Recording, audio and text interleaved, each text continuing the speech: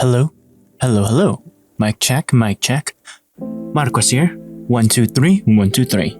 Hello, this is Marcos coming in to an out of office episode. Here we're gonna start in the middle of a conversation between our special guest, Israel, Alan, and myself before Mr. J joins us. So kick back and enjoy this installment of Out of Office. Later. Dear listeners, welcome to Out of Office. So every time we do the switching of the tires, Yes. we always get the car aligned as well, just so it's Yes. aligned correctly. Mhm. That's one of those things that I also picked up on. Yeah, because I remember what was it? Some places usually do both of the services at like simultaneously. Like after they put the wheels on, they'll align the car for you.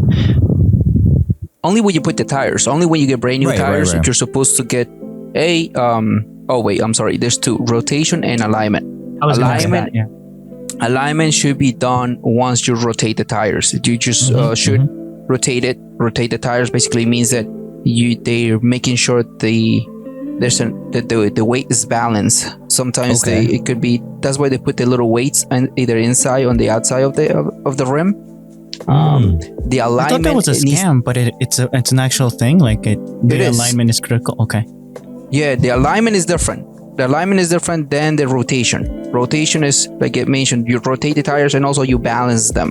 The alignment means is that the car will go straight, because if it doesn't go straight, either if it pulls to the left or to the right, then there's an uneven wear on the tires, and also it gives you less miles per gallon. Fuel efficiency. Okay. Exactly. I mean, think about it when you're going in, let's say, on a bike, and you're leaning a little bit towards one side, you don't have a good balance. So Well, what therefore, about you your- need to compensate with either more force or you need to move your body to another side. So it's the same thing Or your happens with the steering wheel cars. is crooked too. Wait, so Isra, real quick, Sure. before I forget, I was just remembering right now. Sure. Is that why car manufacturers also give it as one of the, how can I put it, as one of the stats for cars when they say city and highway, because of the wear and tear that it gives on not only the what's it called, the transmission, but also the wheels, I imagine. Well, when they say city and highway, they're referring more to the miles per gallon on your, how many miles you get per gallon. So that's why they refer to city and highway. That's what I hear the most. I don't know if that's what you're referring to or what is specific you're. Mhm. Yeah, because well, the thing is that I've heard before that one of the reasons that they give the stat is because the transmission it gets hit a little differently, because you constantly, like if you're in the city, you constantly have to do you hit the gas and the stopping, and it's more of a wear and tear on the car I see. transmission. Yeah, that's Well, why I ask. It is a combination. It's a combination. What happens is that they give those numbers. Let's say you do 18 miles per gallon in the city and you do 23 in the highway. There are different factors that take into place. One is that in the city, there's most likely going to be stopping a lot more, either by lights or stop signs. So when you step in the gas, the engine takes more air, so therefore uses more gas, because you need to accelerate. You need to move that Rev up the engine. the weight of the car. But let's say you're on the highway, since the weight is already moving of the car, you don't need as much to step on the gas, so you need less. Therefore, you become more efficient, and also there's more wear on the brakes, because when you stop, you come to a complete stop and a stop sign, you wear the tires and you wear the brakes a little bit, but you are doing some, you're taking some wear. If you're on the highway, most likely you're not braking as much, so therefore you're not putting too much excess wear on your car. So that's why when someone's selling a car and they say they have 70,000 miles on it, and they say, oh, it's highway driven, it means that also a lot of air comes into the engine, and all the dirty built up most likely was burned and taken out. So it's I didn't think a about little that. more cleaner engine, you can say, opposed to the okay. city that Wow, yeah. is always kind of not breathing as nicely because not too much air is coming in. Okay. I didn't think about that. Yeah. No, yeah, it's that's a different good things. reference to know. Yeah. If you know how to ask, is this 70,000 highway miles or 70,000 city miles? Like that. Yes, that's it makes a huge difference. Have you seen a taxi? The taxis are so Yeah. like dirty and the engines that make noise and then you they hear are, yeah. so And I think that's one of the reasons. reason. Okay, and I think that's one of the reasons why you usually see those types of cars at the mechanic so often, because of Yes. that same reason. Yeah, and another observation is about the cars. What's it called? It was like right there in my thought process, but I just forgot it, bro. Oh no! But this is some It'll knowledge come that back you to get, you. Yes, when yes. you're living through going to automobile sections and all those things. I remember like when we saw you over there in by Elmsford, Isra, and then Alan. Another example that I wanted to give that I now consider normal was pricing. Like sometimes like I feel like that's something that kind of aggravates me a little bit. Is the pricing when the shop, they say, like somebody comes in. I don't know if I told you. What was it, yesterday? No, 2 days. No, this week. There was a guy coming into the shop and say, and just checking the stuff, and like he was like, oh, this is like highway robbery. I'm like, and I'm ringing up customers, right? And they're like, oh, paying like $1 for chips and all those things, and they're like, oh, this highway robbery. And the guy, and obviously the guy, I don't want to be a stereotype, but he was, what was that code that you were saying, Isra? For the car colors? Oh shoot, you got me. Which Remember one? that code that you used to say? Oh, 668. Yeah. it Oh, was- 668. Okay. But that's a reference for something else, though. that's an inside thing, but since we're Yeah. recording a 668, Alan. And wink, wink, nudge, nudge. I will tell you later. And he Go was ahead. saying he came in, rang up, he's like, oh, what am I? I'm a 668, not an idiot. I'm like, sir, I'm not even what's the opposite of 668, Alan? Isra. 300. I'm not a 300 either, sir. Like you don't have to flaunt your 668ness to me. Yeah, it's just basically inside jokes, but yeah. This is some There's nothing inside. bad. It's nothing bad, but we'll tell you. No, I Oh, and understand. Alan, just to give you a little bit of I totally forgot, and before I forget, Yeah. I got the chance to see a Lexus LFA in person. Oh, Yeah. dude. I was taking pictures, I sat on it, and I mean, it was built in Japan. And just to also mention Lexus? something that was pretty neat, they made a guitar Really? just for that car. Yeah, Oh, made it's a so guitar. dope. it was And- blue, I believe so. Okay. No, and I've had the opportunity to be close to one, like up close to one, but like it was used for racing. I think That I could be though. I could be totally wrong, but they basically had it in Odaiba. When I went to Japan, they had like what's it called, the Toyota like display spot. It was an indoor place where they had like I want to say like not a racetrack per se, but they had like some sort of track where they kind of you could test the cars, or I guess the people from Toyota would test the cars like to racetrack. No, kind of, but it was like for the public to see. And there was a Lexus LFA, and you were able to go up to it. Obviously, it was closed. It's not like they let you drive it, but it looked really nice, man. Like, Oh boy, someone's in the house. That's the soundboard saying like yes. So were you able to touch it?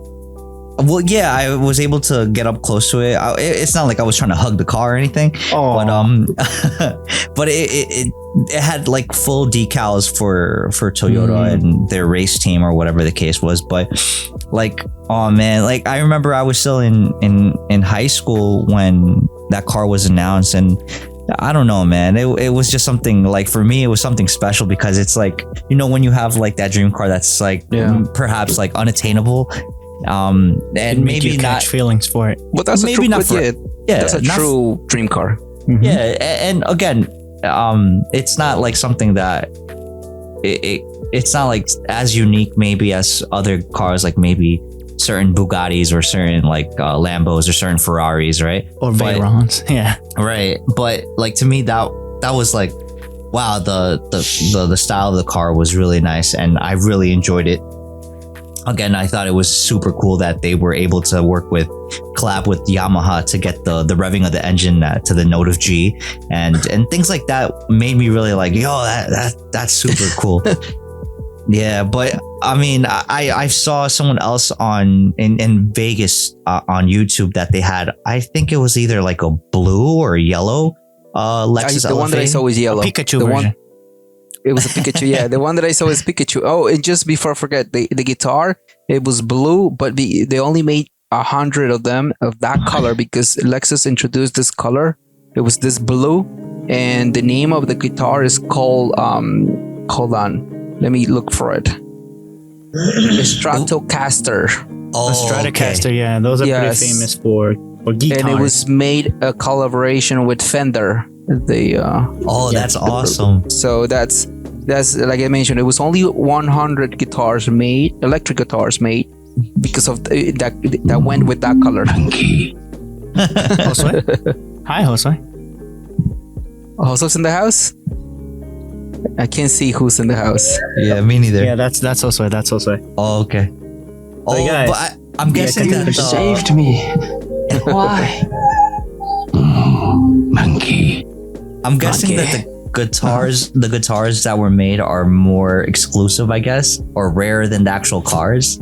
Oh, 100%. 100%. Because there are only 100 of them. You have to understand there's 100 of them, and to be honest, I haven't even checked if someone has ever sold one. So yeah, I'll double check.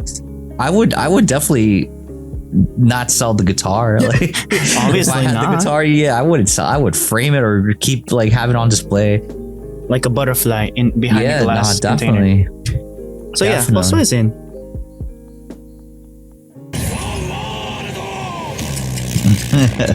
Okay.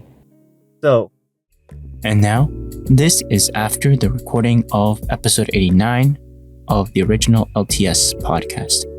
Now, let's go into after the recording between Alan and myself.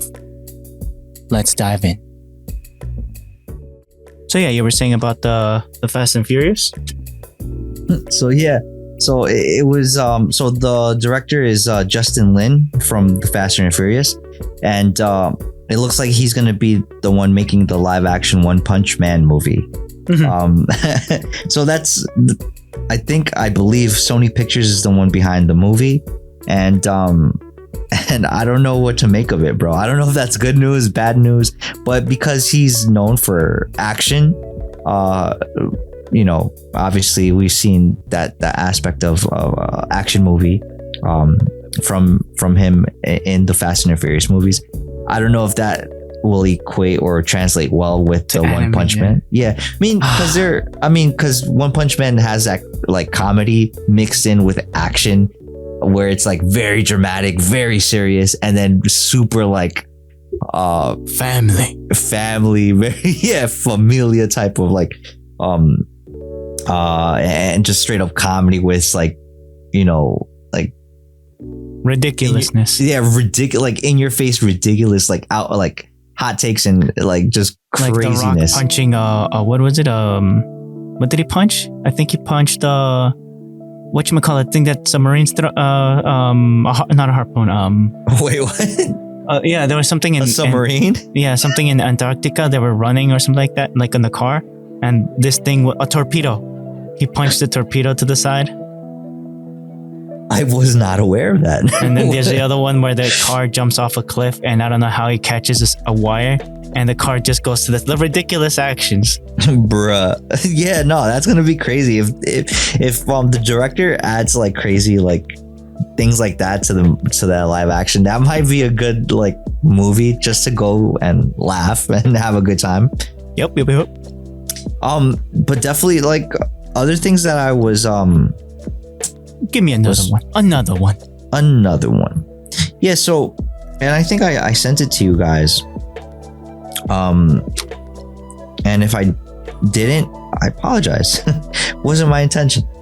So I think it was a video with or a little short video from Instagram where a dude was talking about all the or I think they start in July, so the summer anime list where they have I believe the ones of note that I can remember right now off the top of my head is the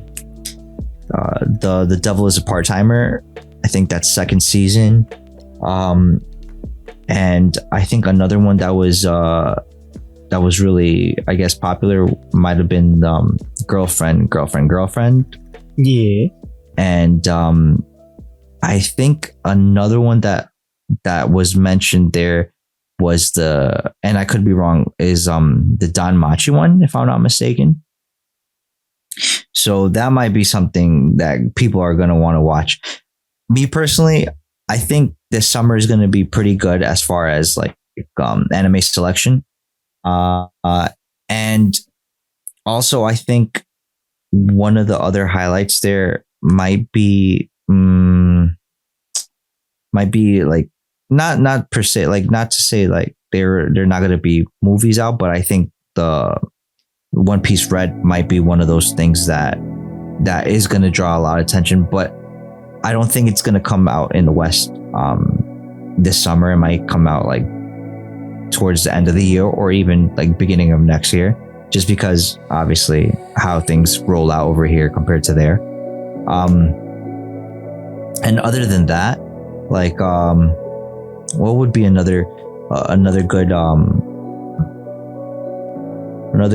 what's it called,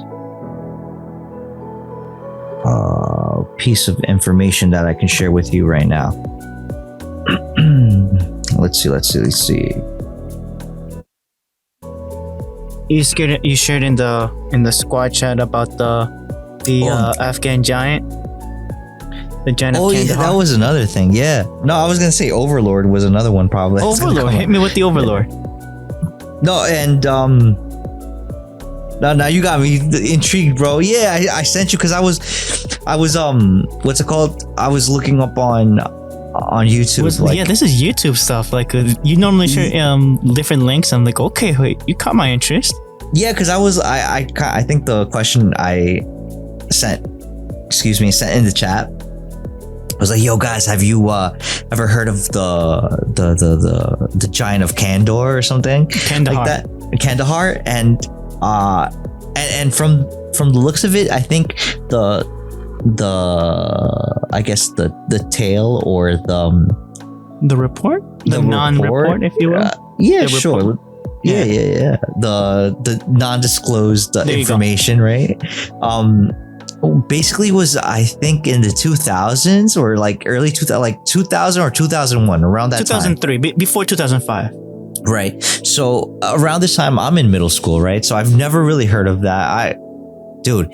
Literally, 9/11 happened. I was in middle school. I was shocked as hell. I didn't know what to make of that.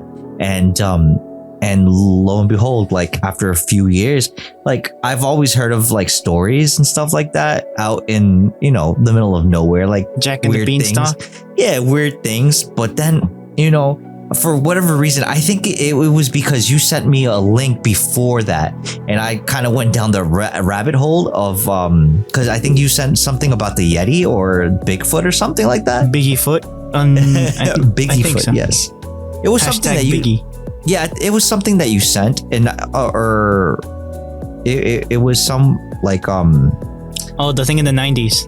Yeah, like the army team, I think Special Forces SEALs killed the SEALs. Yeah, killed Yetis for Big Feet. Or Big Feet, yeah, like a Big Feet in Pennsylvania. Oh, there you go. In the 90s. So I was intrigued, right? So I went down the rabbit hole a little bit, and then all of a sudden I started seeing links for other things like that was a screen recording what I shared you and the link.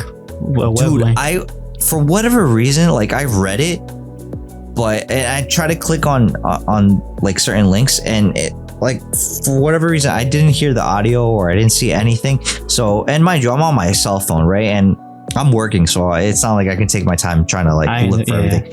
So I kind of just copy pasted the name of the article onto YouTube, trying to see if they had something. Okay. Yeah, I never thought about it that way. So the title of the article I copied and pasted onto the YouTube search bar, and because then it's Google as well, right? Right, exactly. For the most part, it's Google. Yeah, sure. So I look for it, and lo and behold, nothing really came up. And for whatever reason, that article per se didn't show up in any audio form or video form.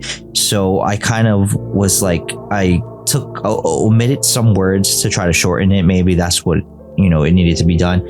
But I whittled it down as much as I could. And what started popping up was Giant. I was like, Giants, what the hell?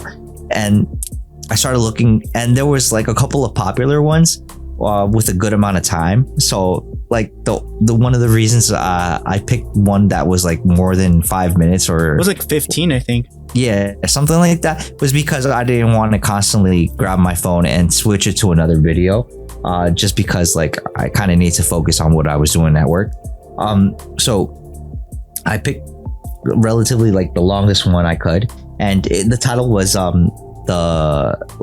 think it was like Army Ops, yeah, something like that, like the telling of the giant of Kandahar, and I was Kandahar. like, okay, or Kandahar, I was like, that's super interesting. All right, so I clicked on it, and I turned off my phone, like the screen, and I was able to listen to it while I was doing my thing. And dude, it was interesting as hell. I was like, what? So you're paying for YouTube Premium, you're saying? Yes. Nah, I actually am. Yeah. I'm listening to it, and I'm like, what Likewise, the hell don't worry is about it. dude? Yeah, right? Yeah, it's just convenient as hell. Shout out to YouTube. Hashtag not sponsored. Yet. I like it. Yeah. So I'm listening to it, and I'm like, what the hell is this? And like the guy that's on the video is kind of explaining like, oh, this isn't my personal story, but he's an actual war or army veteran that deployed, I think, in 2005. Another Navy SEAL, Mr. Ballin, I think. Okay, and I don't really remember the names. I'm just listening to it, and he's like, I'm gonna retell the actual first hand account of this person, special ops. Like, these are the people that you get when the people that are army or in the army or need help. These are like the ultra black or like super veterans. ops. Yeah, these are like the super, like the prestige level guys, Captain America level like people, right? That are super aki. So these people go out of their way because they have or the telling of the story is basically a group of I don't know if it was like an army platoon or not platoon, but like a cell, squad, I guess. a squad goes out. They lose radio contact with them. Patrol squad. Patrol squad goes out. They lose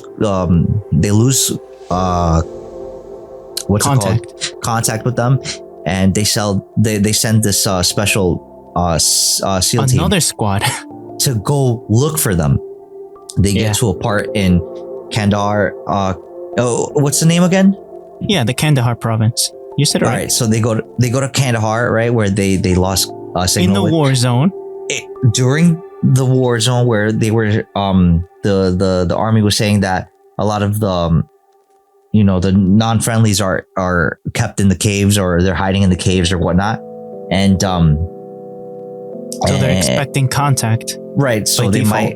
might right. So they're already gunned up, ready to roll, and they to the get, teeth. Right, and they're going up like a goat trail or something like that, and they kind of see things like on the tracks. ground. The tracks Right. were telling them a story, and they're looking at stuff like, oh, this is part of an equipment team that we use, and it's all trash. So they start like they're like, okay, we're gonna engage. So they're muscle memory. They said they're ready for action, and they're kind of like walking in formation, and they Mind kind you, of to a conflict zone. right, In right, a war zone, they already know there's war, but they tooled up even higher than that. yeah, definitely. So they're already kind of like already in that state of mind where it's like things can pop off at any second. They're ready. The guns are in hand, locked and loaded. Muscle And, memory out the wazoo. right? They're seeing things that they know, like communication equipment, backpacks, and American equipment. Like, this is worth money to the enemy. right. Why would they trash it? So they're looking at it and they're like, all right, guys, be ready. They get to a cave that's like with a very big opening, and they're kind of like, okay, we Trail all can ends here. yeah, we can all fit in here, right? So they start walking little by little. And the way the guy explains it, he's like, all we know is like out of nowhere, something jumps out from the cave opening with spear in hand, and the spear impales one of their guys. Mind you, Off- this spear off the rip. is the size of a light pole. Bro. And dude, These guys have body armor. muscle memory kicks in and they start shooting at the creature at this point in the face. And all they're doing, bro, is muscle memory killing the whatever it is, and they finally kill it. And but unfortunately one of their guys is down and dead. They said the engagement lasts 30 seconds, not And- even a minute. Right, and what he says is like, what puzzled them is that, dude, nothing takes more than a couple of seconds. This took 30 seconds for it to finish. Go It's like down, yeah. You imagine the amount of rounds all of them These had guys to go go 500 plus rounds a second. 30 seconds, they must have reloaded within at least 2 times. through. Dude, it's crazy. And they finally got whatever it was down, and they kind of like look around. They're like, all right, we got to call this in, get the medical And they're team wearing down body here. armor. What pierces body armor? They're thinking, oh, a light pole can go through body armor. Dude, and they finally get communications through to the base. The base sends in a helicopter or whatever. Man down. They're like, yeah, man's down. So but they kind of explain what's going on, and it quickly goes from medical pickup or whatever it's called to Recovery, I guess. recovering something of interest for The team and the interesting thing, yeah. right. So apparently they get debriefed. They send like a net that they're supposed to, and these people are saying that whatever it is like over 15 feet or whatever. Yeah, and guess how much that thing weighed? A couple thousand pounds, Over bro. 1,000, yeah, over 1,000. Right at the limit of the helicopter, Chinook, almost at the limit. Dude, and they were like, yo, it stank like the Worse than worst. skunk. Yeah, worst stink that you could ever smell. And like 6 fingers, 6 hands, six 6 fingers, toes. 6 toes, red hair, double rows of teeth, I believe they said as well. Yeah, Just a no, shark? A land shark? dude. And the funny, well, not funny, but the crazy thing about it is like, they took the SEAL team to a disclosed location. No, got debriefed. the Green Berets. These the ones for the Kandahar were Green Berets. Green Berets. They got debriefed and taken to one location. They wrote up their notes, and they basically were like, yeah, we can't accept that. You have to rewrite this. So they had to kind of like basically lie on the accounts of what happened in How order a for guy died on them. yeah, like how A do you fellow- explain? yeah. How do you explain? And this goes kind of back to what we were talking about earlier about blood is thicker than water type of thing. It's like, how are you gonna talk about one of your guys that's like, this is your brother in arms, like that's crazy, and you're gonna like, why is my brother in arms dead, and we can't even like, we have nothing to show for it, like we can't explain anything because He died in combat, bruh. Freaking, he had body armor on. These Green Berets are specialized for bringing up armies, for propping up armies of other countries. How is a guy that brings up other armies killed in combat? Right. Like these guys train other guys to make armies. Like he knew what he was going into, and it still wasn't enough.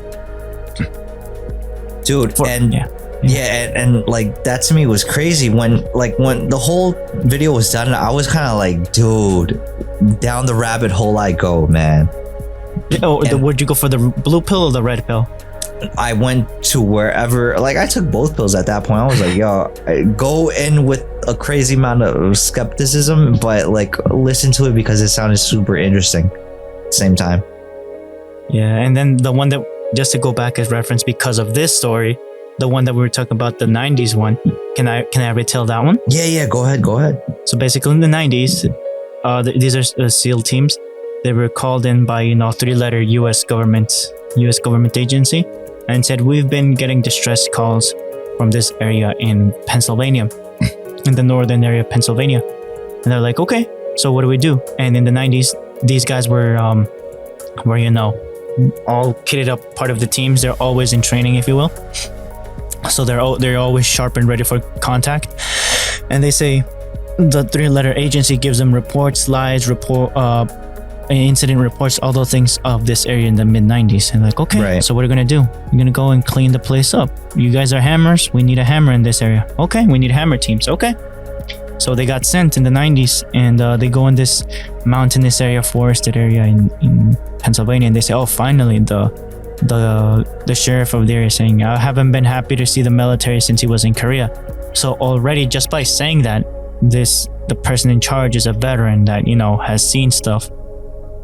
And they're like, yeah, we're gonna get to work. And the SEAL team, in this case, the way they said it was a 12-man team, a squad again, and they were specialized in tracking. They showed the reports. The most recent report was within those 24 hours that they flew in, and they showed, look, this is what happened. Look at the tracks, look at the trails, look at the incidents of the deceased people. They took cattle or anything, people, all those things were, deceased. There was more or less like the report basically said it was, do not take any prisoners, and cleaning time. Okay, we need cleaners. Okay, so they start. The way that they put it in military time. So basically, they started tracking around. They got into the woods and started tracking around 2 in the afternoon, and didn't get anything until like 7 p.m. They didn't cross the border to another state, right? It was all everything's in the forest. Everything's in the forest of Pennsylvania. And they're like, okay, so we're gonna. And all of those guys, they specialize. They constantly train in tracking. So they're like tracking people, tracking animals, hunting, all those things. And they're tracking for 5 hours. They're in the woods already. Spooled up for contact and being able to stay there and support it. Like, okay, let's go. Point man, the way that he's saying that his team member that he met since he was being recruited for the Navy SEALs is a Native American, and the way that he was saying, so these things are true. When he was being attentive to the reports of the police officer, not that much of the 3-letter agency, but more of the person that was boots on the ground, like the sheriff. And he was saying, so the stories of my grandfather that he told of his great-grandfather and himself fighting, the wild people, they turned out to be true, I guess, he said. And like, okay, so let's see what goes on. And the point man on them is not the native guy, it's the other guy, like the specialist tracker. But everyone is, keyed up, like you were saying, they're armed to the teeth and ready to be mobile, but also to hit hard. There they go. They're going 5 hours. They find first contact, and it's almost getting dark, 7 p.m. if you will. And guess what they have? All these Navy SEALs to be able to fight in the dark. Okay. What do you think they have? What, weapon-wise? No, hardware-wise, just to be able to do combat at night. Oh, so I'm guessing, what's it called? Night vision goggles? A combo, a night vision thermal goggle. Okay. So they're gonna see heat and their thermals at night. So basically what like the aliens had from Alien vs. Predator? But I guess 90s style. I don't know what it's gonna be, but they were able to see heat and also thermal. So not only were they able to see whatever they were tracking, but the wildlife that was in the forest. Okay. At night. The That's saying, crazy. We run the night, we own the night. Yes, that's the military at its prime right there. Oh damn, bro. And they're like 7 p.m., 7:30 p.m. They're like, okay, and through the radio, they know how to move in the forest at dark, quietly. They practice always, and he radios in quietly. Captain, I spotted one. He's huge. I'm like, okay, take him down. And they also communicated with the 3-letter agency. They said, hey, we're gonna need you to take one alive. And the captain through the radio, you can go, off, F off, Right. It's a fight or die right now. We can't guarantee anyone's gonna be alive from us 12. Wow. So imagine these guys can't guarantee their own lives right now. Oh no. Yeah, and they're like, and the agency wanted a live specimen. What? They wanted a live one? The hell were they gonna do with it? I'm like, hey, if we're barely gonna be able to put him down, you want us to capture one Bring it back alive? alive? Yeah, that's crazy. Go F yourself, they told the captain told them. And there they go. The point man takes a shot, a single shot right to the back. And the big guy thinks he's over 7 feet tall, Captain. And I'm like, what? So this thing was huge. He took a 7.6, basically an AK round, almost an AK round, and it didn't flinch. What? He just ate it? He ate that AK round. That's what I'm thinking about the Giant of Kandahar. What kind of rounds? They're probably going with something in between an AR and an AK round. I think they mentioned the caliber of gun or what's it called, or rounds that they had, but I don't remember off the top of my head. Yeah, me neither. I would have to rewatch it, but I'm telling you about this one because I re-listened it over and over. Like, okay, a 7.62 round. Right. I'm like, that's an AK round, and those are not small things. Versus an AR round, which is like a 20 caliber, but it's a 5.58, which is not that way smaller, but way more precise. And the 7.62, it's basically a people killer. That round is known for like, if you shoot farther distances, they tumble and they create a lot more damage to people when they impact. So this guy hit the thing at, he didn't say what distance, but he said he ate the round, like you said. He's like, oh, and the big boy turned around and started roaring, and must have been pissed. Yeah. And the point man just opens full auto on him and pumps 12 more rounds on him, takes him down like a sack of rocks. Okay, so the fighting starts, and they didn't stop fighting for 3 days straight. 3 days? They were going already into night. Oh no! Like he just eating those bullets? NVGs, everything. Imagine 12-man, 3 days to take down, I think 9 or 7 of those guys. I think 9. I'm gonna say 9. I'm gonna highball it. No, forget it. 9. Let's say 9. Okay. I think there were 7, but I'm calling it 7. 7 of them. Took them 3 days to take down 12 people. 7 of those other guys. Things. How many in total did they get? 7. 7 of them. Holy and they lost one seal. To it, or to one of those things. Oh no! He said it was camouflaged up in the trees, and he got carried up. A fully armored adult got carried up in the trees and killed. And they don't wear light armor. They're wearing at least their weight's worth. Yeah. Or half of their weight. At least. And then I shared you another link. Well, okay. And they finished the job, right? And okay. Yeah, after 3 days in total, it took them a week to report and everything. They cleaned everything up and then made sure that there was no remnants. They found the lost people that got reported, the remains of the people that got lost. They DNA checked and everything, and these were these people. Like, okay, yeah, they found bits and pieces of people. And can you imagine that? If it's real, emphasis on if, just as a story, just as remember listeners, just as if, remember if. Just take it as a story, not like, let's dive into the story context, not in reality, because I can't confirm nor deny this. Right.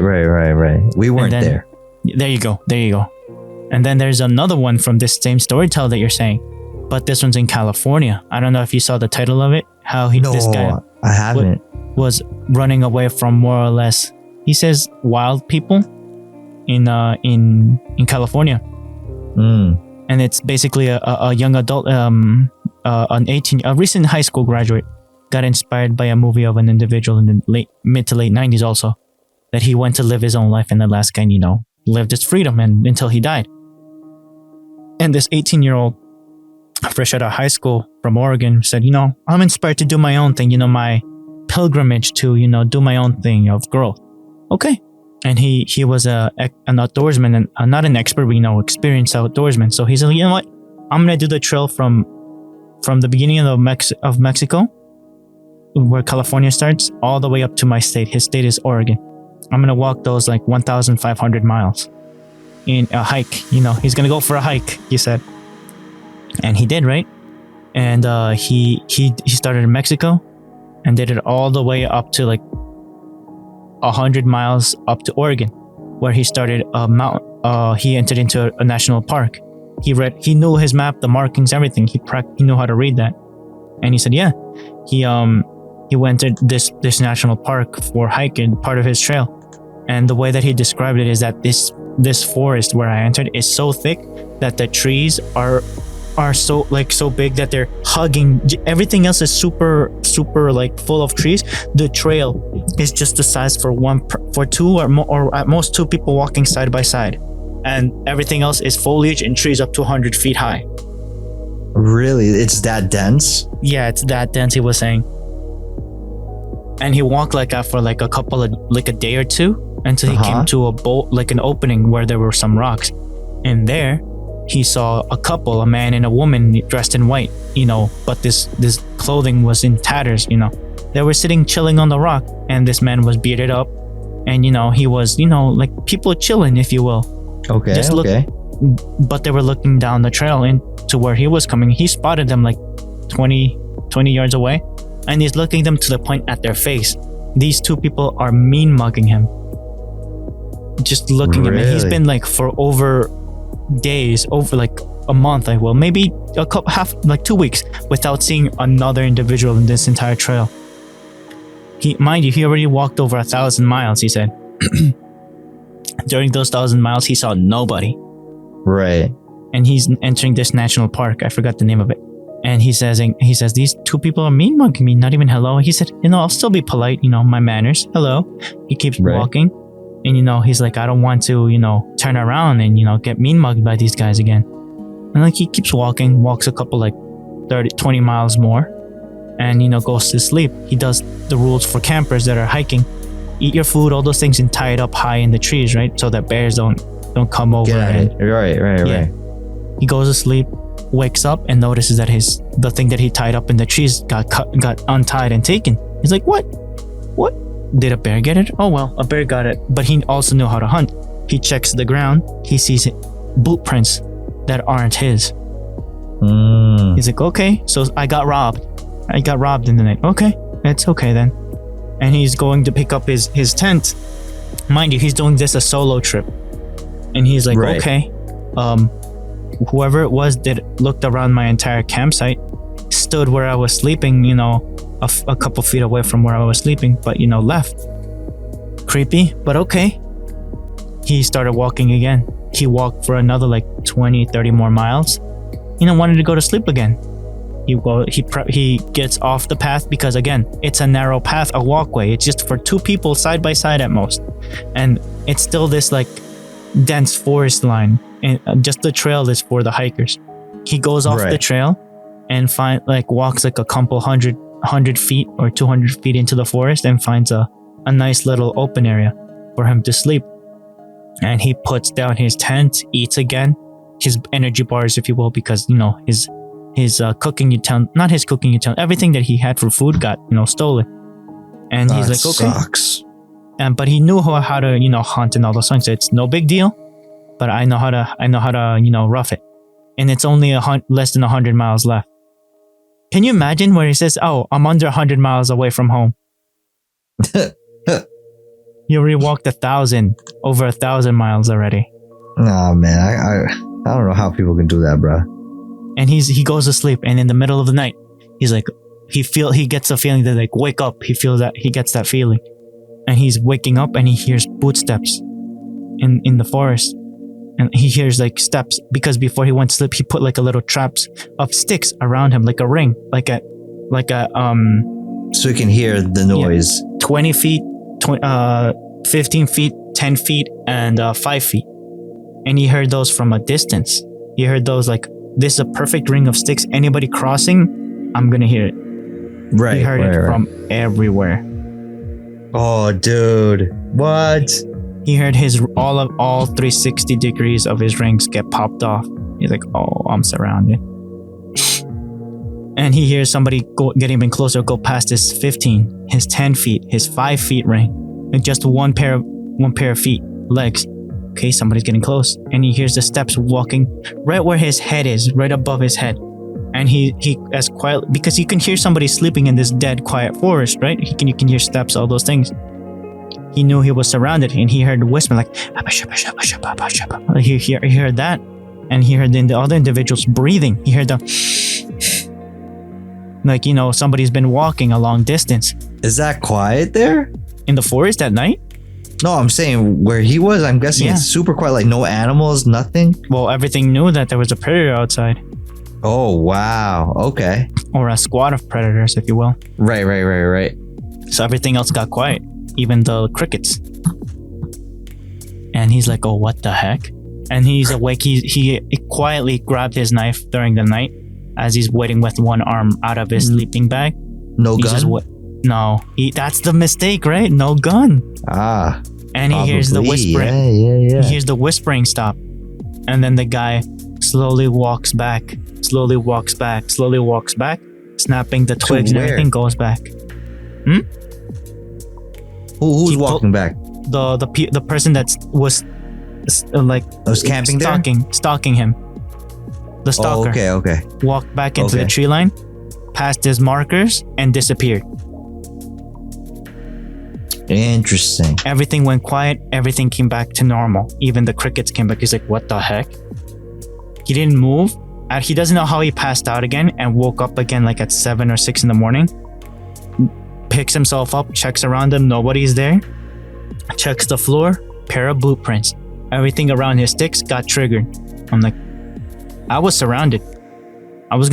These guys could have killed me. And he's like, you know, let me pick myself up and book it. He booked at least like 80 in total, like since he saw like people like 80, almost 100 miles. Almost to the border with Oregon. He made it out of that national forest and got into this semi-mountainous place called Mount Shasta.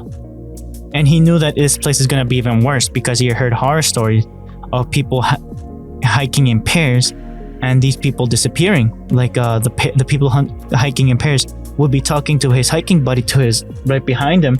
He look at the map to, you know, guide themselves out of this place. He looks back, his hiking buddy's gone. Oh, it's that real, bro? It's like that. That's how many people gotten taken? Yeah, adults. That's crazy, dude. I didn't hear that one. No, this is the recent one. You should just listen to that one. And he's saying that yeah, I'm a solo man.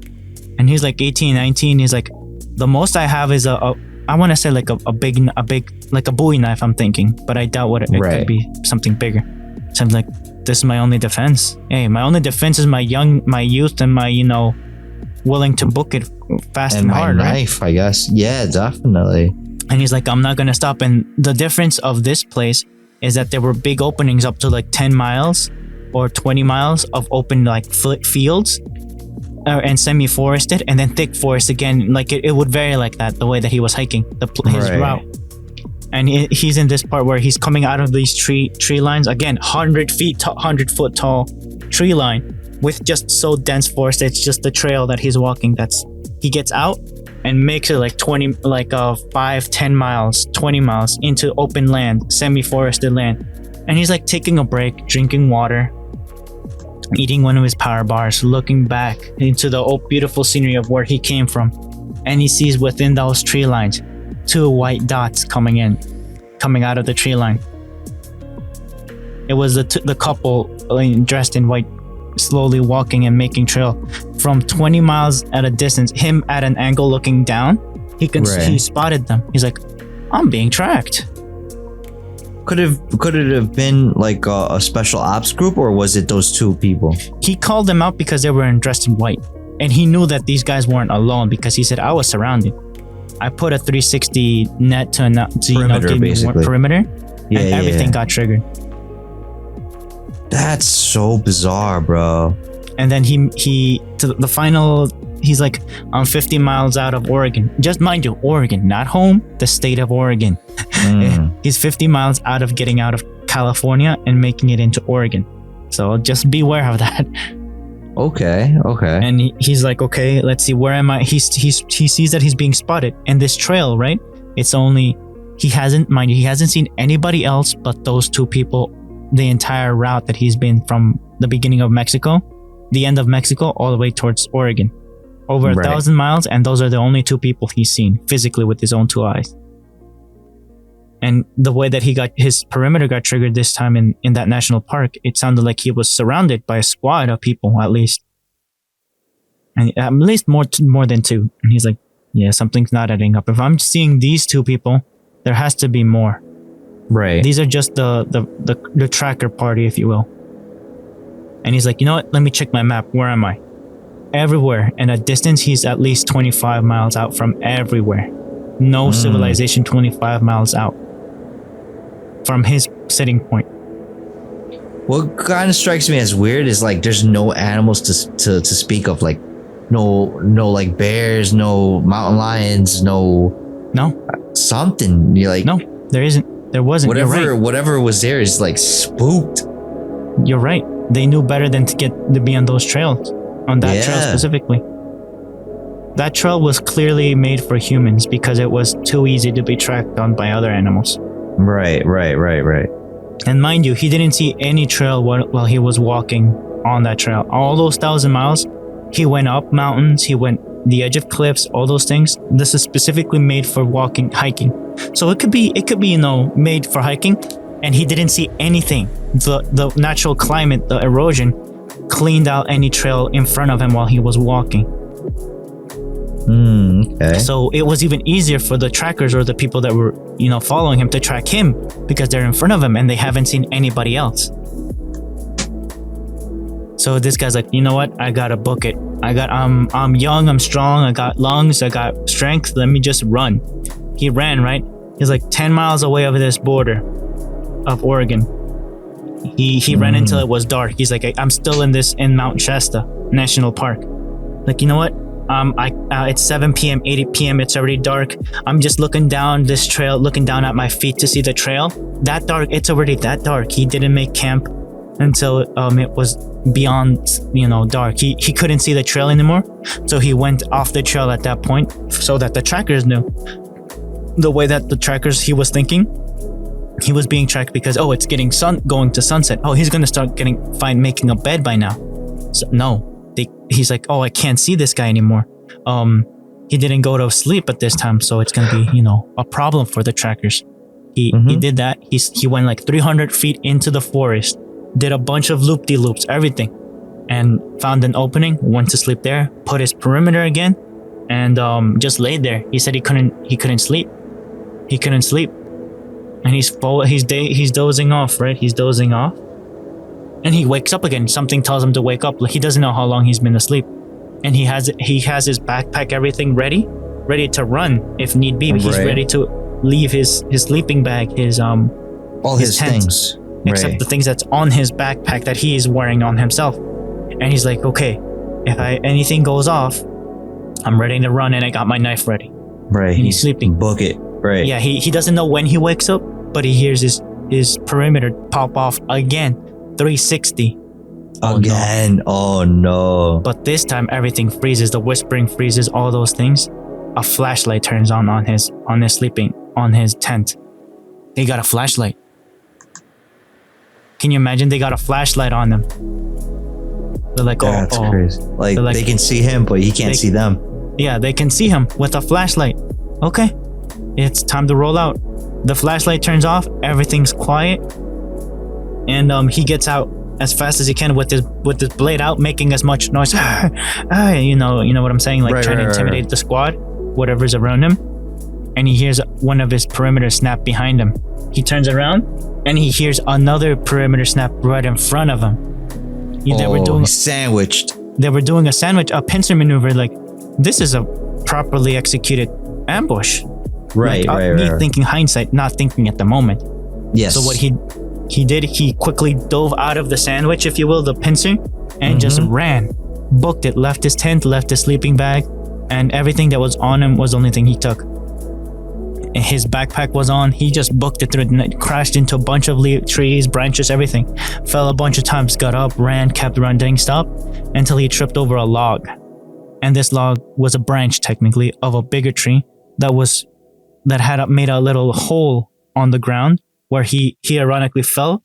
And he saw that hole and he just slid in there with his backpack, everything, facing from where he ran. And as he's looking back, he doesn't know how far he ran. But he notices that the flashlights turned on and looking around everywhere for him. And he hears a group of people running everywhere, looking, not making any like talking, not talking at all. Probably doing hand signs, go this way, go that way, go this way. And he sees the flashlight get closer and go past him. Past him like a couple feet away from him. He didn't see the people. He heard the footsteps and everything, but no talking. So whoever it was, this was an actual practiced maneuver. And he stayed there. He stayed there until morning. He stayed there until like early afternoon. He got out of his thing, his hole, his ditch. Yeah, basically. And he looked around, didn't see anyone, and booked it. He didn't go for his tent or anything. He just ran, or his sleeping bag. He ran all the way until he made it to a town. And there he noticed that he called in a report. He told the police everything. I think at a local diner he called. I don't know where he called the police. He got picked up and got put on a motel for the night, right? Right. And yeah, gave his report. And he said that they've been getting reports of people disappearing in that Mount Shasta area, and also people being bullied, bothered, stalked, if you will. He said no. This started after I saw this couple. Dressed in white, dirty, tattered white clothing. And, my tracking, I noticed I was being stalked and, my food got stolen. And I've been chased for almost at least 100 miles. 100 miles being stalked. Like, and this did was anybody else know about something like that? Yeah. Or did they have other eyewitness people that have gone through that? Yeah, the reports of the other people of their stuff being stolen, their food being stolen, their hiking buddies being disappeared. Oh, dang, bruh. And this is just, mind you, the people that like to hike. Yes, of course. So if you ever go out there, always bring the strap. And don't flaunt you got the strap. Yeah, absolutely, bro. You know what my thought is? This could either be a very expensive group, high finance group of people. Have you seen the Black Manhunt? Ops? Yeah, the Manhunt movie from Jean-Claude Van Damme. I think I did. Where they pay hobo people or homeless people to deliver this bag at this checkpoint at this time while you'll be chased. And they don't tell them that they're hunting them with guns, but you better run. Okay, yeah. And this is the actual thing. My guess is that these people are financed to do this as sport, probably. Okay. I mean, they're just, weird flex, but okay. Yeah, it's a big world. They could have different, tastes. Yeah, right. And that's true. Don't they say that the one of the last things that hunters want to do is hunt man, if you will? The final frontier. Yeah, hunting man. Yeah, they can't do it. Some people probably do it in a concrete city, but nothing like in the forest.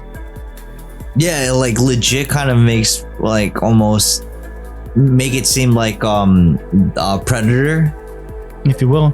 My thought is that they should throw in some special forces or some rangers. Don't go concealed staff, pretend they're just regular hikers, and when things go out, pop out the NVGs and just pop off. Yeah. No, but that's super weird to me. But it's people. Yeah. Yeah, what's crazy is like there's actual reports about it, so like people being lost next to them. Yeah. Exactly. Not even a foot away. No, not even 5 feet away. Not even a foot from them, and they don't hear them get whoop. Yeah, it's so weird, dude. And it's organized. Super creepy. That organization is crazy. If they're able, for like, good or bad. Yeah, if they're so in what's it called? like in check with each other, like they're Synchronized, yeah. synchronized. Yeah, there you go. If they're so synchronized enough to the point where they don't even have to say a word, they can just kind of like move in unison without anything but like, I guess, muscle memory in that case, right? Yeah. It's if I'm in this theory, in this story, if it's human, it's the power of man, the way that Practice. they're doing practice. That's a crazy amount of practice. Then this isn't the first time.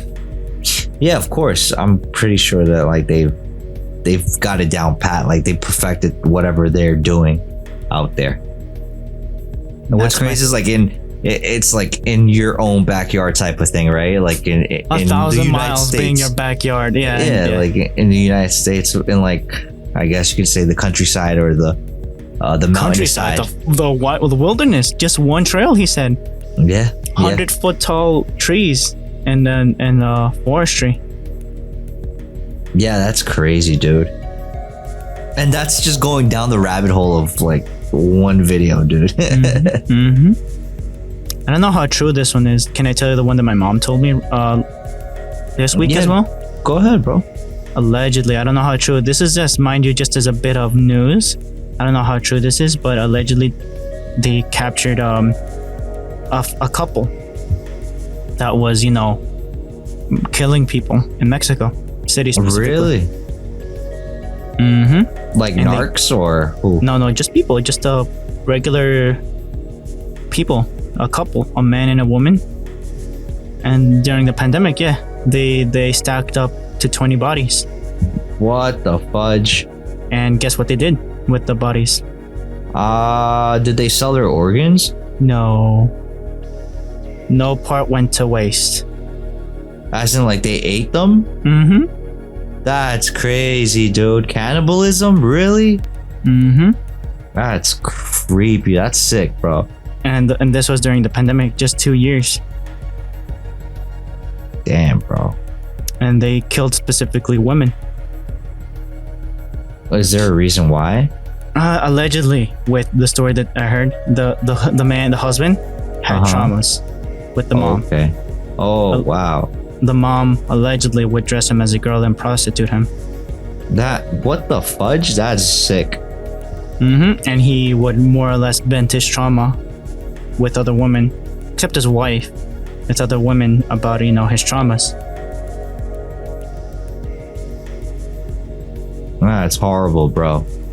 And, he would, there was a specifically 2 moms that were looking for their lost daughter. And, the daughter got disappeared with her 3-month-old baby.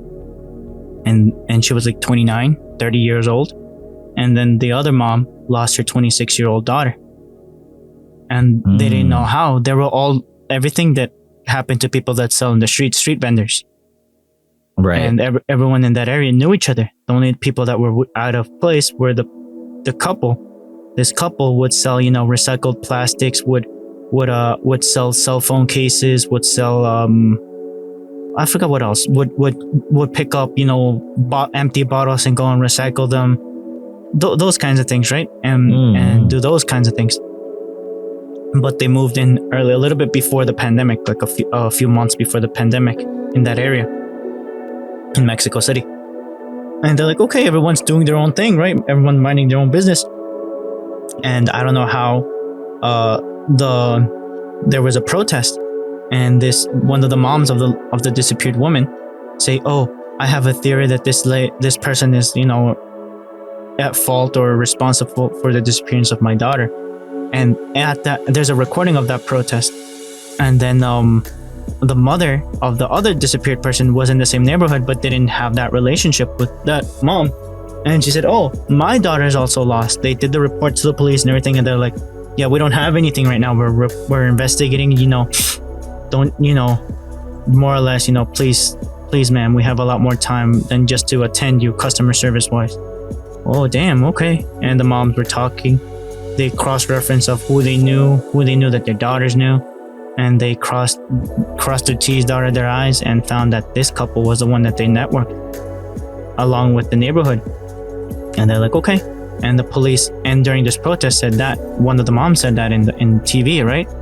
And I don't know how the couple said contacted her via phone, and I guess they all had the same phone number, networking wise, and said, "Oh, Miss, please don't say that about me." And like, being as polite, as polite as possible. Please, I invite you to my home so that you can see, how I'm not guilty. My wife and I are not guilty.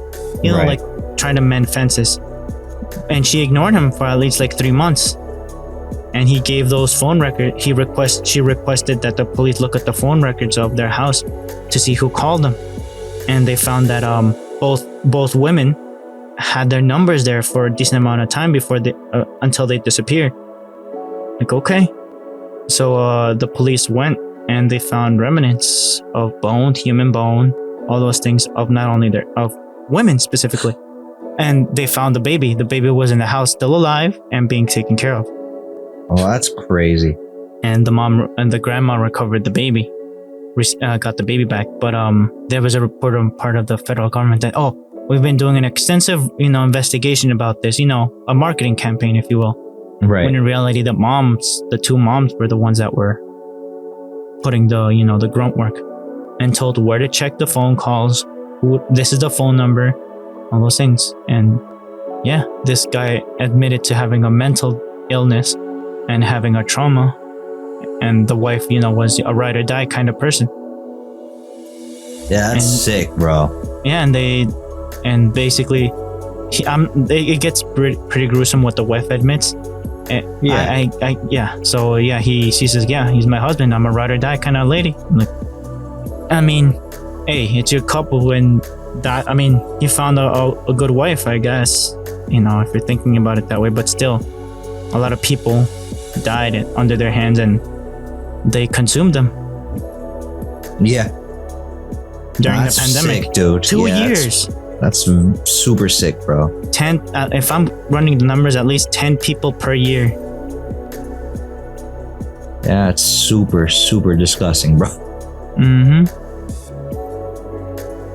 So yeah, that's any more videos that you watched? That's just the concrete jungle, though. The concrete jungle story and the forestry story that I'm trying to say, and then Big Feats and the Kandahar giant. Right. Like, people are crazy when they concentrate towards the military training and then the wilderness, and then when people dedicate themselves to do harm.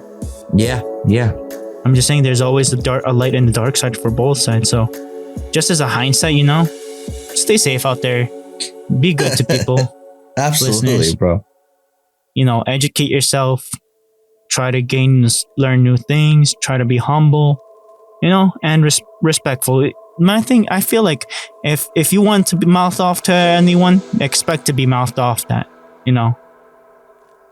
What's the saying? Do what you want to be done. How does the saying go?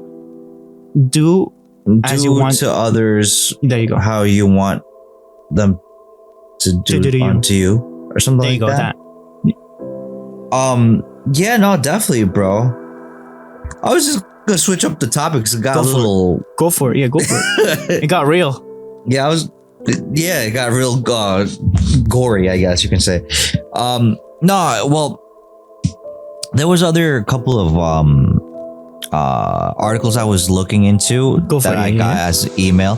So one is T-Mobile launches new travel focused coverage beyond benefits. So basically, they're expanding high-speed international data coverage. Amen. And they're also, I think, they've been working with Delta before, I believe, for free airline Wi-Fi. And they're gonna do some sort of bonus travel benefits with AAA Priceline and Shell. So if you're a customer, you're gonna get some sort of benefits with those companies. And basically, they're trying to build up incentives for you guys or anybody that uses T-Mobile as their phone provider or service provider, which I think is pretty dope. Like, I think I was mentioning it to you, excuse me, and Mr. J, that probably gonna start, or hopefully by next week, I'll probably test run or get one of their new T-Mobile internet for your home type of devices, right? So I'll definitely let you know how that goes, and if it is a good option, or if it even works for the setup that I have at my place. So that's something, hopefully by next recording I have some input for that. Yeah. And another one was the best burgers in the sky. So it's an article from from the Points guy, and that's the title: Best Burgers in the Sky. We compared in-flight hamburgers to see which was the tastiest. So they show me the link through the chat and through the squad chat maybe later on, so I can get some of these. Oh yeah, definitely. If you want, let's see if I can do the copy paste of this onto the LTS podcast notes. I'll just add it here.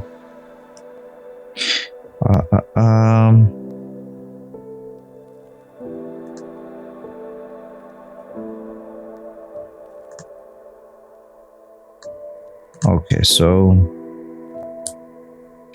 yeah, just add them to the LTS notes and put them Alan's out of office notes, something like that. Gotcha. Yeah, definitely. And so I was looking at these two articles, and I thought they were interesting to share with you guys.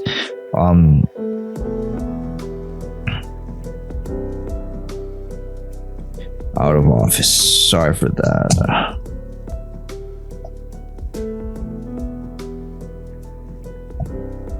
Yeah, so I wanted to share with you guys that. And what was another one that I wanted to share with you guys? Well, there was another one. Besides the giant thing, and two articles, one for food and one for that T-Mobile thing. I was also looking at, I believe it was either Apple that had their keynote event, I think it was, if I'm not mistaken, or where they announced new hardware that they're gonna start pushing for probably the second half of this year, which I thought was pretty interesting. And also, I think Samsung was also poised to announce some new hardware, and I think the what's it called? The upgraded UI that they have, One UI, I believe it is, for Samsung, and they were gonna do an update for that, which nice. Yeah, so that's always a good look. Other than that, I think I shared with you guys on the group chat a video from I forgot my man's name, from Only in Japan, where they were discussing about karage, the deep fried chicken, Japanese style, and Pepsi. So it's a Pepsi that's especially formulated to go or pair really well with with fried chicken, Japanese style fried chicken, which I thought it was an awesome idea. So that was that. Yes, sir.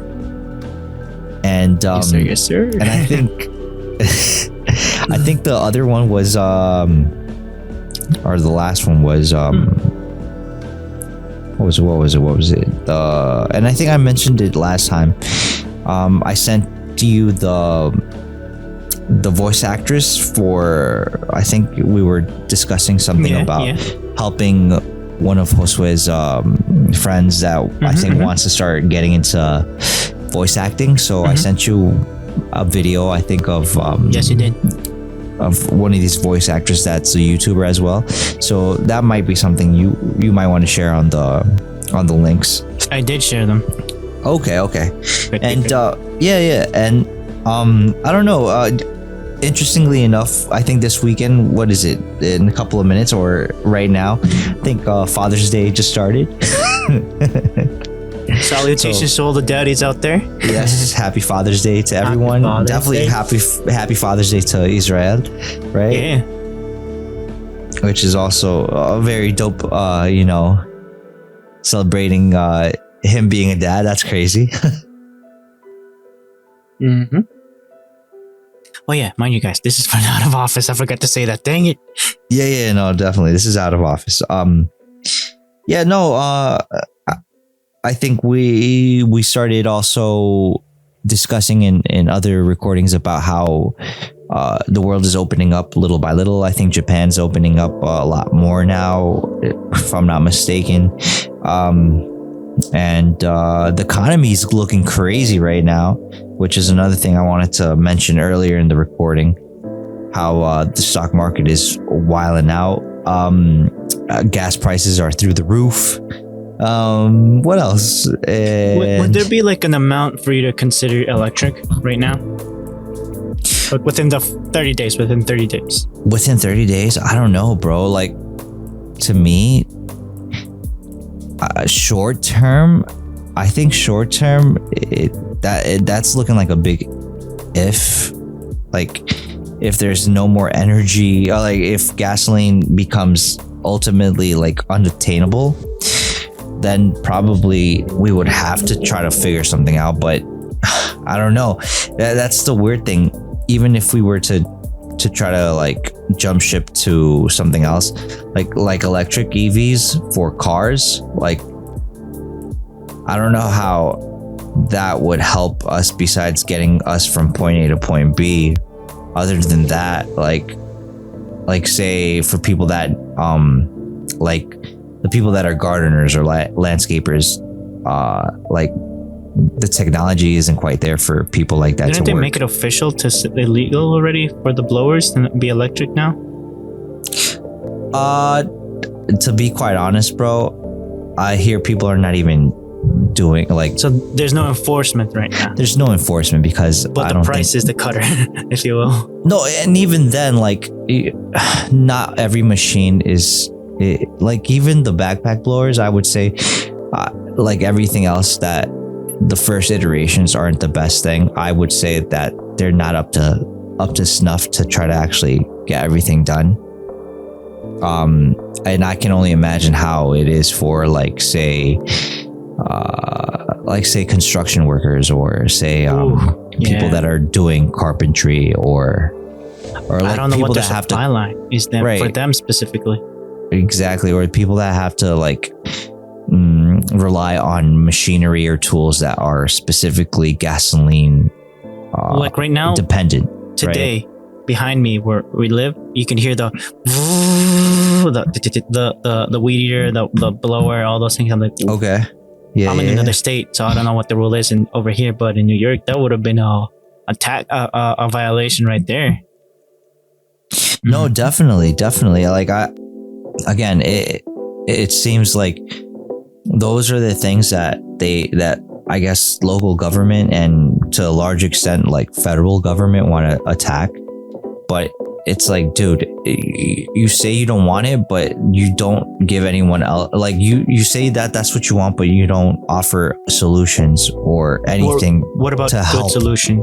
Right, like your solution is like is bad. Yeah, like they don't provide any good solution or solution that will benefit anyone, because it's like it's for a bottom line, like a marketing campaign again. Like, oh, we want to be green, but you're ruining an entire market. on paper it sounds nice. It sounds like you want to do good, but the numbers are there. But you don't want to, like, you haven't invested in helping anybody go and to that. And that's not the government's job. It's entrepreneurs. No. Yeah, it's like you want the free market to dictate how things are going to go.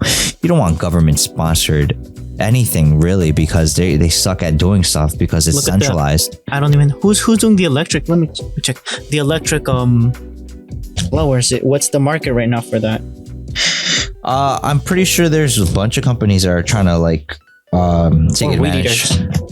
Yeah, taking advantages of whatever it is, because like even like even talking about like say people that do tree removals, right?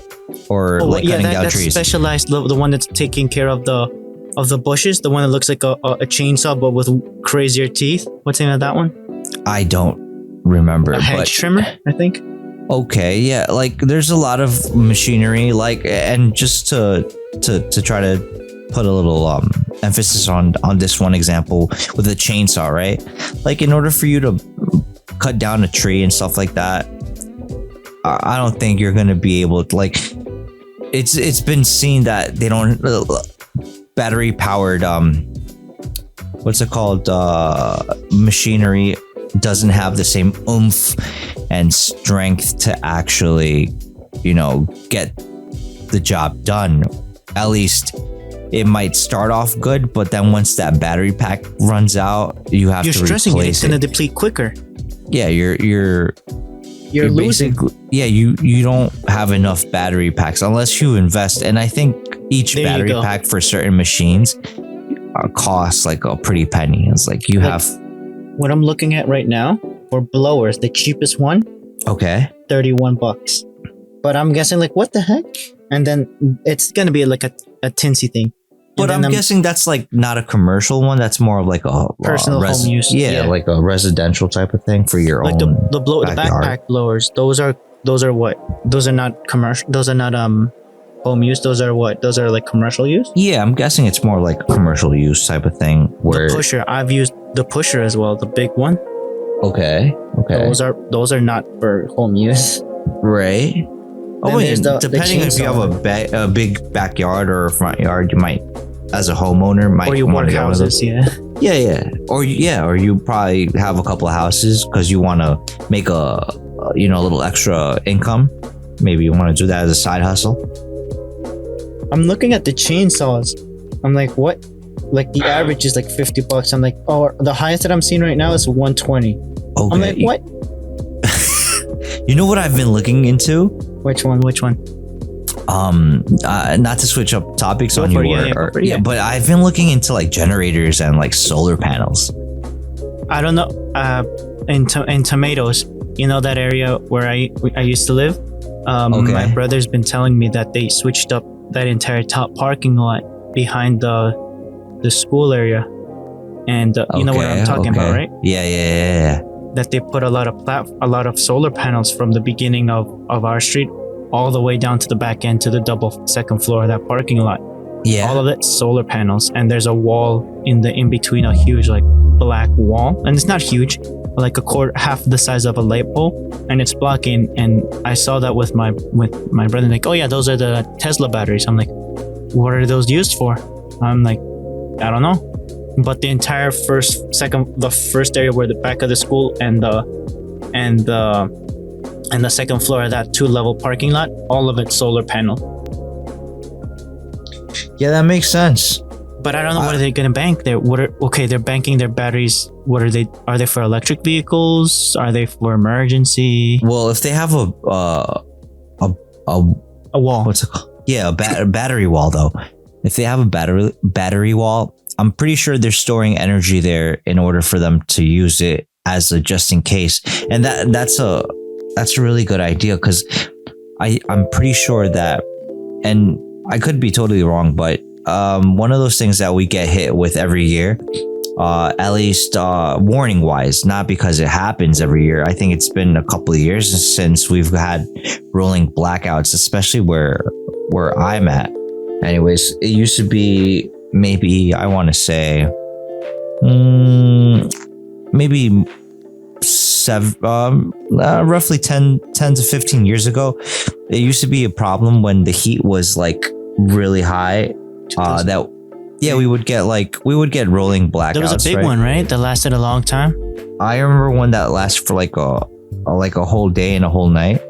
Oh yeah, no, that one was in 2020, I think, or in 2019. Maybe, bro. But one of the issues there was that like the grid was super weird, where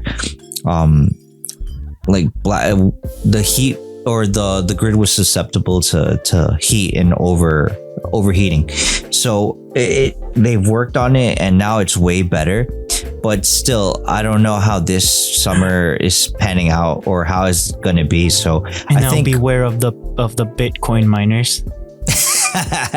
yeah, no, definitely. Whatever is going to start, taxing the grid, I would say like you're probably going to be better off if you have either like some sort of generator that will help you in a tough situation when maybe the grid would, is going on the fritz, or I'm if you surprised have they like, haven't reopened the dam for hydroelectric again. I don't know if they do, bro. Like they might still do that, but I Like a could be tomato totally wrong. dam. Yeah, exactly. But I was also considering either the what's it called, the solar panels, or even As you at your home in your home, right? yes, or even the Tesla shingles, because they have like solar They panels go that with are combo with the wall, right? I think. yeah. So I think they have like options, or two or a couple of options where you can have like the battery wall, or you have like one or two that one you can use for certain things, and then you can have another one as a backup or whatnot. But the point is that one of those features that people like to use as a talking point, or at least the companies do, Yeah. is that you could actually have energy stored, or obtain the energy from the solar panel, and then you can like basically sell it back to the grid and effectively cut down on your cost. You could probably double dip there, knowing your style. and even possibly making some money by selling electricity to the grid. I mean, it's an option I've been looking into. I've been looking into the generators as well. Like, do you have a link or anything that you'd like to share? For the generator is Generac, or do you want me just to like paste it? Oh, yeah, I just paste it in the squad or in the show notes. Because I don't have I don't have the what's Hopefully it I'll called? get to editing all of these for tomorrow. Later on in the day, and I'll place this out of office at a later time, obviously, than the actual episode. Of course. Have it in the can. Yeah, so the generator is Generac. I think it's one of the biggest ones as far as generator companies go. And then for the solar panel, I was looking at the Tesla one. So obviously, not Tesla.com, but I think it was called what is it? Solar? I forgot what the Tesla solar panels. I forgot the name of it, but point is that that's one option, and then there's other companies that do solar panels that they have a difference in competitors, right? They have a difference in pricing and how they're set up or whatnot. So that's something I was looking into, and it seems really interesting and probably like a good option, especially because we don't know how this whole gasoline situation is shaping up to be. And I mean, it also really depends on the way I'm looking at it, like who the administration is in the White House. No doubt. So if for whatever reason, either things switch up short term or long term, whether that be policy or if it's the whole administration gets switched over to the opposing one, that might be an indicator that things might start getting a little bit better. But again, that's still a toss up. I don't know. But yeah, those were two things that I had in the back of my mind that I was trying to like go through and see what's goody with that, and maybe it might be a good option for where I live. That would be like a package deal, not only you but like your neighbors probably, because if you're selling back to the grid, that would be awesome. Yeah. you'd be at a loss after your, let's say the worst happens and the power goes out. Your bank is being overloaded and being, siphoned out for that situation. If more people around you are doing the same thing of having a bank, yours wouldn't be the only one being siphoned out. You know what I'm saying? Yeah, but like, I don't know if the people that are around me, because there's not like a lot of the places that are around me are owned by A company? No, well, yeah, it's under a company, but like I know the owner, and I know the owner is I want to say more than frugal. He's a cheapskate and doesn't Dang. like to invest into his properties. And you can just tell them, hey, look, there's money here. Yeah, and the other people that are the owners of their own places, I don't think that's really on the top of their list of to do or invest for their own, property. So Their future, their property has potential not only for residents but also for electric. I think they're looking more of they're getting the revenue from their tenants, so they don't care. Or they don't care so much as to like investing in solar panels or something. So that's why I'm thinking like solar panel as an option, but I'm also considering the generator, because obviously, I might not be selling back to the grid or whatever, but at least I'll have a generator that could potentially get me out of a pinch. Just whenever that happens. It's not if. Whenever that happens, just be wary and camouflage yourself. Don't be like flaunting, I got electricity. You know what I'm saying? Yeah, no, because look, I think the worst thing that could happen is that, God forbid, right, blackout happens, and you're a beacon in the dark. More than anything else, like it's like the middle of summer. It's crazy hot, and like it's suffocating almost sometimes with the heat or the humidity that's going 100. on. Remember last time, like a few weeks ago, 100 degrees, easily 99 degrees. Yeah, and I think that the AC Milk got spoiled. right. The AC is essential, right? And for those that have HVAC, right, that it's essential. It's like you need that to survive, basically. And With not that humidity. I mean, not that you're gonna die if you don't have your AC, but the thing is that it's one of those things that will allow you to not go insane, basically. And I think it's really important that you keep those type of things in the forefront of your mind when preparing, especially for the unexpected that unfortunately might and will happen to a certain degry, and it one way or happened. another. It has happened. Yeah, more than once. Yeah, so that's what I'm thinking, bro. And I know I think Mr. J's family, his parents do that, and they sell the difference back. I don't think they have an actual generator, but that's a better conversation for another time with Mr. J. He can clarify his situation. Definitely. So yeah. So what do you think? Let's call it, bro. Want to stay based and never forget about planning. What's the title for this episode of Out of Office, Alan, that you think of? The out of office. Yeah. What's the title for this one? Stay humble and out of trouble. Stay humble, prepared, and out of trouble. Oh, what about what's it called? Giants, solar panels, and what was another thing that we talked about? Electrically charged giants. There you go. Yeah, that sounds good. Electrically charged Wildmen.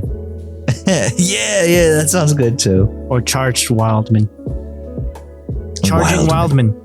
Charging, yeah. Plugged in. Yeah, plugged. Wait a minute. Wait a minute. They did get plugged in with some rounds, but let's just go for charged. How about that one? Yeah, Passage. Passage, you want the Passage? Where is it? I don't know.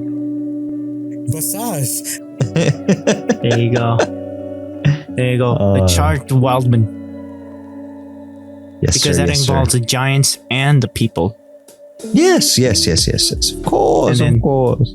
Then the humbly charged Wildman. No, hell, that's not how. They were humble. No, not at all. No, they were not humble. Aggressive. Yeah, That's what they they were. So they were charged. So yeah, and that involved also the crazy men that ate them, 8 people.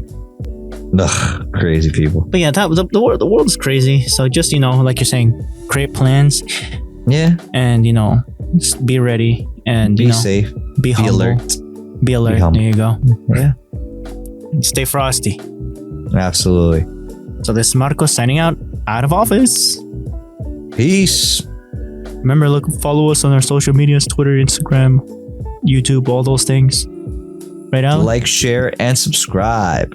Comment. Yeah, I left some questions Por in the favor. Q&A. If you'd like, I'm not forcing you. Wait, I am? Am I forcing them? No. Not really. You're being very nice and polite. Thank you guys for by giving us asking this. time with your ears. Yes. Bye. Goodbye.